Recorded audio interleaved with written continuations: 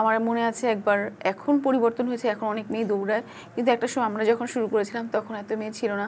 আমি একদিন চন্দ্রিমা উদ্যানে দৌড়াচ্ছি, তখন আমাকে পেছন থেকে একজন বলছে মেয়েদের দৌড়ানো উচিত না। তো আমি কথাটা শুনে কিছুক্ষণের জন্য মানে দৌড় অবস্থায় মনে থমকে গিয়েছি। তা আমি আবার চিন্তা করতাম যে আচ্ছা লোকটাকে নিশ্চয়ই কোনো ডাক্তার, সে নিশ্চয়ই আমাকে ভালোর জন্যই বলেছে, আমার আসলে কি উচিত না? আমি তো এত কিছু বুঝে করতাম না, আমি তো করতাম আমার মনের আনন্দে। কিন্তু এই যে আসলেও কি এটা সত্য মিথ্যা, তখন কিন্তু পৃথিবীটা এত উন্মুক্ত ছিল না, তখন কিন্তু এত গুগল ছিল না, তখন আমাদের কাছে নিউজ পেপার, এই যে নিউজ প্রিন্টের নিউজ পেপার, এটাই ছিল আমার জীবনের মানে বহির্বিশ্বের জানালা।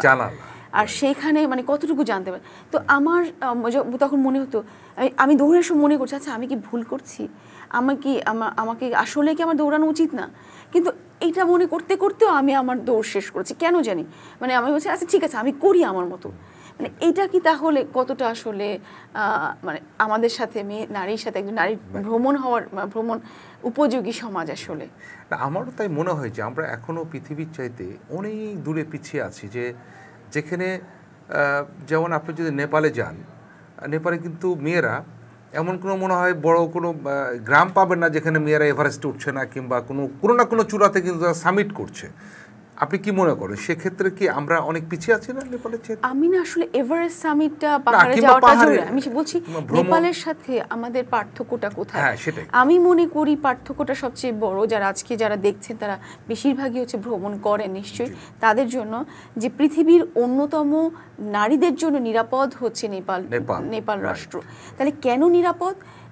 তার মানে সে ওখানে, এই যে আমি যেটা বলছিলাম যে আমার সবসময় চারপাশে চোখ রাখতে হয়, আমাকে কে কি করলো, কে কি বললো, আমি রাতের বেলা যেতে পারবো না, আমি অমুক তমুক, এগুলো ভাবতে হয়।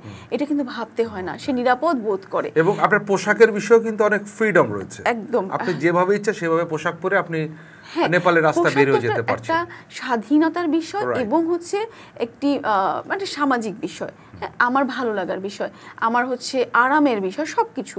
তো আমি একটা মানুষ কি পোশাক পরবে, এটা তো সেই দেশের সমাজ সংস্কৃতি এবং তার ইচ্ছে স্বাধীনতা এসব দিয়ে নিয়ন্ত্রিত হয়। তো নেপাল হচ্ছে সব দিক থেকে, আমি বলতে যে পোশাক আসলে খুব ক্ষুদ্র একটা বিষয়। বিষয়টা হচ্ছে আমাদের মস্তিষ্কে, আমাদের চিন্তায়, আমি কি চিন্তা করছি। একটা মেয়ে এই শব্দটা বলা মাত্রই একজন পুরুষের চোখের সামনে কে ভেসে ওঠে, ওটাই কিন্তু আসলে ওই মানে তার মানে কি নেপালে একটা মেয়েকে তারা মেয়ে হিসেবে দেখে না, মানুষ হিসেবে দেখে।